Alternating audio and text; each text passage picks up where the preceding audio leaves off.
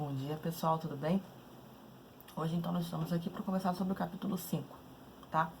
Da Proclamação da República à República Velha no Brasil. Só comentar uma coisa com vocês. Eu vou fazer, vou dividir, porque o capítulo é um pouco grande, tá bom? Para não ficar muito pesado, nem os vídeos, nem também vocês ficarem direto assistindo uma mesma coisa. Acho que dividindo passa, um pouco mais assim, mais tranquilidade. Então, vamos lá. A gente começa então falando sobre a questão da proclamação da República no Brasil, que foi um ato então feito por Deodoro da Fonseca, o Marechal Deodoro da Fonseca, no qual então ele, com a ajuda do Marechal Floriano Peixoto e de tantos outros militares, eles então proclamam a República no Brasil e convidam a família real portuguesa a se retirar do Brasil, né? Então isso aí leva ao fim da monarquia e o início da República no Brasil. Mas o que ocasionou, o Marechal Deodoro acordou, quer saber, o que eu tenho para fazer hoje? Nada, né? Eu vou tirar a monarquia do Brasil, né? Não foi assim também, né?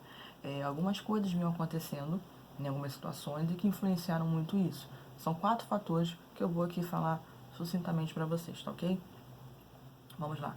Foram eles a questão da economia, tá? A questão da escravidão, a questão religiosa e a questão militar, ok? Então, começando pela economia. Economia é o seguinte, o Brasil até então era um país baseado na questão do cultivo, das fazendas de café, o cultivo do café, né? Aí os grandes fazendeiros que enriqueciam com isso tudo. Mas o Brasil também estava começando já a ter a introdução da indústria. Mas o que estava ocasionando, a não permitir que a indústria pudesse tomar corpo no Brasil, digamos assim? O Brasil ainda era um país escravocrata, né, muito baseado no trabalho escravo, questão da monocultura, né, o cultivo de apenas um produto, café, e também a questão do latifundiário, as grandes extensões de terra, mas todas elas apenas pertencendo a uma única pessoa. Então isso aí acabou gerando, falando bem sucinta, tá, gente? Acabou levando essa questão desse problema com a economia. Escravidão. Também foi um trabalho escravo, aquela coisa toda. O Brasil até então já vinha sofrendo uma pressão muito grande na Inglaterra para acabar com a escravidão no Brasil. Várias leis já haviam sido criadas, né? Lei de sexagenários, Eusébio de Queiroz, Bill Aberdeen, né? Até a Lei Áurea. Várias leis então foram criadas para poder acabar com a escravidão no Brasil. Mas as leis foram ditadas, beleza, muitas não foram respeitadas, até que a Lei Áurea veio, mas mesmo assim, infelizmente, o negro ainda não era bem visto na sociedade, né?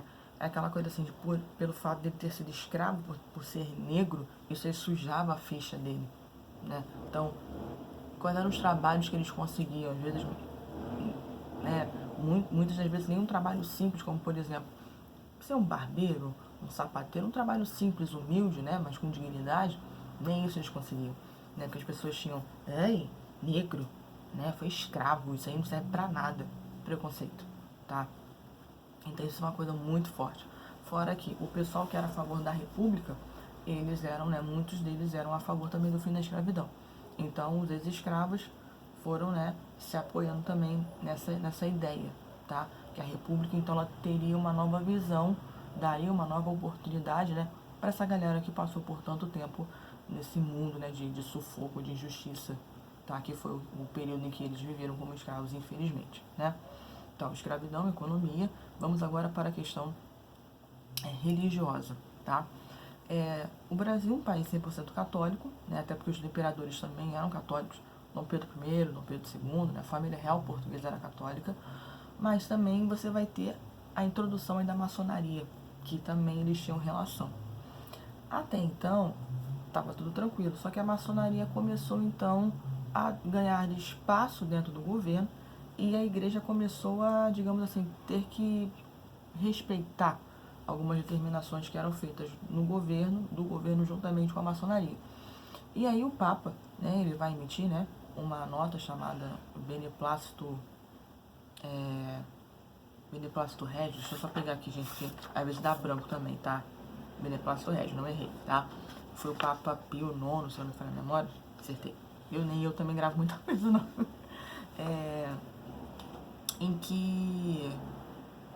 todas essas determinações que vinham, a igreja não era obrigada a aceitar não, porque ela é independente, ela tem o seu próprio governante, né, que é o Papa, tem suas próprias leis, né, que vem do Papa e tudo mais, da igreja de Roma. E aí, então, Dom Pedro não gostou disso, né, porque os bispos de Olinda, por exemplo, de Belém do Pará, falaram que não iriam respeitar essas determinações, e aí, então, Dom Pedro mandou prendê-los. Isso acabou gerando, né, uma confusão, gerou um mal-estar, né, nessa ligação que havia entre o governo e a Igreja Católica, e a Igreja Católica, então, se aproximou ainda mais desses ideais republicanos. Então, mais um fator aí, já são 3, para começar a quebrar a monarquia no Brasil. E, por último, a questão do militarismo. Esse daí eu acho bem simples de entender. Por exemplo, o Brasil tinha participado da Guerra do Paraguai. Uma questão também lá na economia, que eu esqueci de falar de Guerra do Paraguai, eu lembrei. Na questão da economia, o Brasil também pediu empréstimos por conta da Guerra do Paraguai. Então isso acabou causando uma dívida, uma crise econômica, tá? Eu estava falando de Guerra do Paraguai, lembrei. Então o Brasil participou da Guerra do Paraguai, né? E aí, os militares brasileiros, eles viam eles viram, né? Desculpa, como que o exército paraguaio, e olha que o Paraguai tinha condições, né, estruturais, financeiras bem inferiores ao do Brasil. Como que o exército paraguaio era valorizado, era respeitado, né, como os militares eram, né, tinham uma boa estrutura. E no Brasil não se tinha isso, né, porque até então a Guarda Nacional, que era aquela guarda especial de Dom Pedro II, era a guarda que tinha regalias, digamos assim. Isso deixou eles muito incomodados. Então, isso aí também vai acabar influenciando com que Dom Pedro tem esses 4 fatores aí, né? A família real portuguesa tem esses 4 fatores que vão acarretar no fim da monarquia e o início da república no Brasil. Beleza. Então, o Marechal Deodoro da Fonseca, então, juntamente com Floriano Peixoto e... Só um momentinho. Eles então, né, o Marechal Deodoro e o Marechal Floriano, eles então, junto com outros militares, eles vão convidar a família real portuguesa a se retirar do Brasil e dão início então à República, né, a essa nova fase de governo no Brasil. Bom, Deodoro como presidente do Brasil, o que a gente pode destacar do governo dele, por exemplo? A divisão dos 3 poderes, né, que a gente tem, legislativo, executivo e judiciário. O presidente, ele seria sempre eleito por questões de voto direto, mas quem é que poderia votar? Sempre tem um porém, né? Homens maiores de idade, alfabetizados, né, que tinham uma determinada renda, e as mulheres, os pobres, os soldados, enfim, como é que ficava nessa história? Não votavam, tá? Vamos ter também a criação da Constituição de 1891, que vai ser a primeira Constituição que o Brasil vai ter, tá bom? Isso aqui vocês encontram tudo no livro de vocês, tá? Eu só tô indo, assim, mais sucintamente, não ficar aquelas coisas muito grandes assim. Ele vai então criar a Constituição, né, que tem essa questão da divisão dos 3 poderes, como eu falei para vocês, a questão do voto, né, voto único, apenas os homens e tudo mais, e também vai instituir um sistema federativo no Brasil, tá? E aí cada província brasileira ela tinha autonomia para poder criar as suas próprias estruturas, as suas próprias leis, enfim, mas essas estruturas, enfim, não poderiam ferir jamais o que a Constituição determinava, ok? Bom, o que a gente também pode destacar no governo do Deodoro da Fonseca?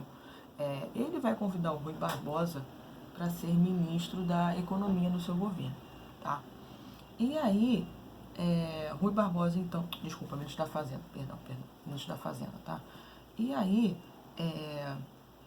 o Rui Barbosa, ele vai buscar, digamos assim, uma política econômica que estimulasse o desenvolvimento do comércio no Brasil, tá? Porque até então estava tudo muito baseado só no plantio, no cultivo do café. Então ele queria ver uma maneira de promover o crescimento da indústria no Brasil. Beleza. O que ele vai então propor? Ele vai propor um plano chamado encilhamento, tá? Em que vai, de certa maneira, assim, como se fossem empréstimos, né? Para os empresários, para que eles pudessem fazer a economia circular. Só que vai acontecer. Muitas pessoas vão começar também a investir na bolsa de valores, aquela coisa toda. Só que muitas empresas fantasmas vão surgir. Né? Empresas que não existiam, mas por quê? Por conta do empréstimo. E aí o que vai acontecer? Vai chegar uma hora em que as pessoas não vão pagar, as dívidas vão permanecer, vão aumentar, e isso não vai ter dinheiro, né? E ainda vai ter uma... Eu não sei se o livro de vocês fala. Deixa eu até ver aqui se o livro de vocês vai falar. Vai haver também isso tudo, uma desvalorização da moeda brasileira. Por quê? É muito dinheiro circulando, mas vai ter também inflação, enfim, a dívida vai aumentar, falência de muitos, né, de muitos pequenos empresários, de muitas empresas, e isso tudo vai acarretar nesse grande problema, nessa grave crise, né, que aí o Brasil vai ladeira abaixo, digamos assim. Então, o Deodoro, vendo essa confusão que ficou, ele também ficou doente, tá? Ele ficou bem doente, então ele aproveita a oportunidade para sair. Ele deixa então o governo e entra então o Marechal Floriano Peixoto no lugar. O Marechal Floriano Peixoto, ele ficou conhecido como um marechal também mão de ferro, porque ele realmente era muito enérgico, era muito duro nas suas decisões, tá? E o Marechal Floriano Peixoto, por exemplo, a verdade, né, na verdade sim, é que boa parte do Congresso não queria que ele assumisse, por conta dessa postura dele, né, e de tantas outras coisas. Quando ele se tornou presidente, ele recebeu muitas críticas, ele foi muito criticado, tá? Mas ele não se importou e foi governar, né? Era o direito dele, ele foi governar.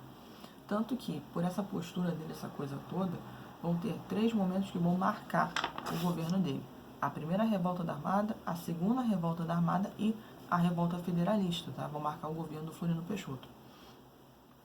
A primeira revolta da Armada, por exemplo, características mesmo de rebelião armada, eram os militares que buscavam, eles lutavam por melhores condições de trabalho, por melhores salários e tudo mais, principalmente o pessoal da Marinha, que eles eram assim muito humilhados, né? Não tinham o reconhecimento que eles necessitavam, que eles deveriam ter, tá? Já a segunda revolta da Armada vai ser após a renúncia do Marechal Deodoro da Fonseca, que vai acontecer esse momento. E aí, muitos setores da sociedade, eles contestavam se o Floriano Peixoto, né, esse papel dele como presidente, né, se era uma coisa assim, se era autêntica, se era verdadeira mesmo, isso por conta da postura dele, tá? Mas ele continua mesmo assim lá governando, né, como eu falei pra vocês, e vai derrotar muitas dessas revoltas que vão acontecer contra o seu governo, tá? E a última revolta, foi a revolta federalista, tá? Que vai acontecer no Rio Grande do Sul, na província do Rio Grande do Sul, e a gente vai ter 2 grupos aí, os chimangos e os maragatos, tá? Os chimangos, por exemplo, eles defendiam o regime presidencialista no Brasil, já os chimangos, tá bom? Já os maragatos, eles já defendiam, por exemplo, o parlamentarismo, tá? Também vão ter vários confrontos, enfim, e o exército, né, pertencente ao governo, vai vencer essa galera aí, tá bom? Então vamos lá. Primeira parte, ok? A gente falou da República da Espada, né, que é assim que vai ficar conhecido esse período da história, porque vai ser, né, o período, o momento aqui no Brasil, ele vai estar sendo governado por 2 militares, Marechal Deodoro e Marechal Floriano. Então a gente vai chamar de República da Espada. Vamos então para a próxima parte, que a gente vai agora entrar na República Oligárquica. A gente vai saber também por que vai ter esse nome, República Oligárquica. Beleza?